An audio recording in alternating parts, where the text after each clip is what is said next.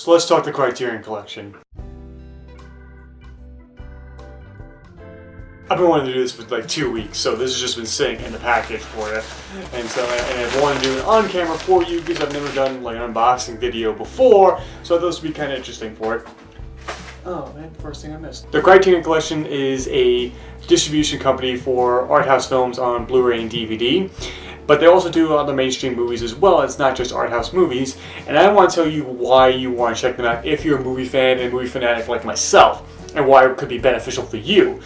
Now, I just want to say outright, this is not sponsored by them. I'm not being paid by them.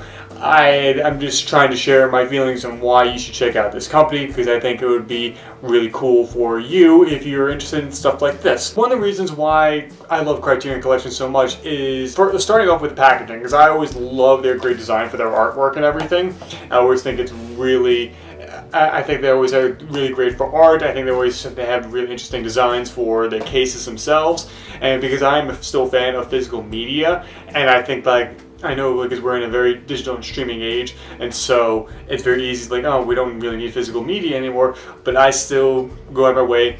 Like last night, I'm like, all right, I'm going to put on a movie. I put on a movie, I turned my phone off, I left it in the other room, and I sat down and put on a movie, and it was a very liberating experience because these days it's so easy to like watch a movie on your tablet, computer, or even your phone, and you just be doing a million other things at the same time and just be kind of distracted.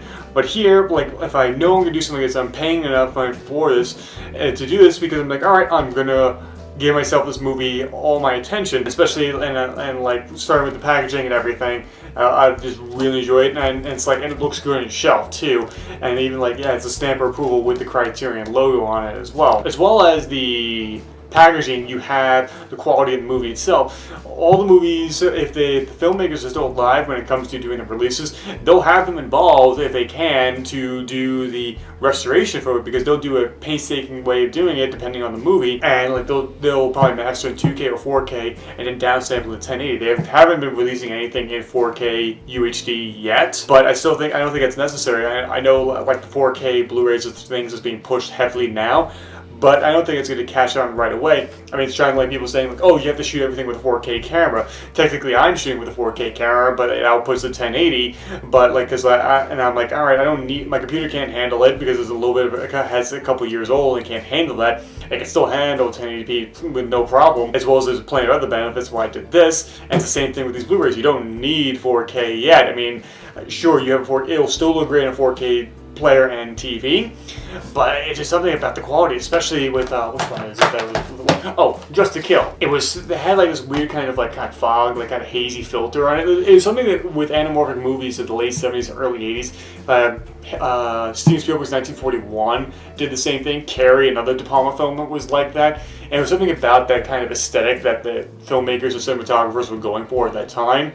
And like even on the DVD, it looks really soft and kind of smudgy at times. However, the Blu-ray from Criterion is absolutely gorgeous, and I highly recommend this one. But one of the biggest things that really stands out for it is that they spare no expense on extras, and especially like with something like Dazed Confused.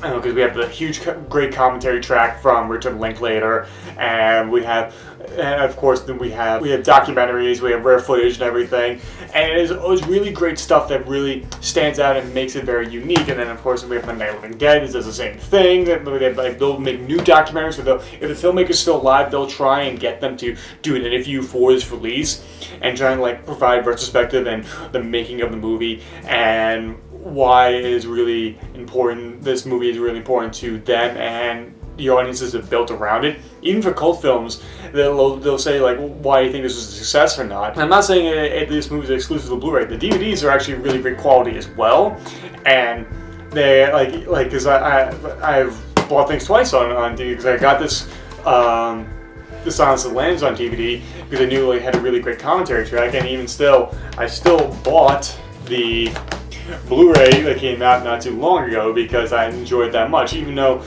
I've owned this on DVD, I own one of the first generations of Blu-rays for Silence of the Lambs, even though it does not have that great of quality of video in comparison to this. I do all my research when it comes to Blu-ray quality on Blu-ray.com, which you can check out. I'll leave a link in the description below. And so I know precisely what I'm getting myself into when it comes to audio, video, extra quality. And if it's a movie I've never seen before, they'll have a really in-depth review on it as well. And I know like the one like downside you have with these Blu-rays is the fact that they're a little bit more expensive because there is a high quality, and like Criterion Collection knows they have a reputation of putting out really high quality stuff.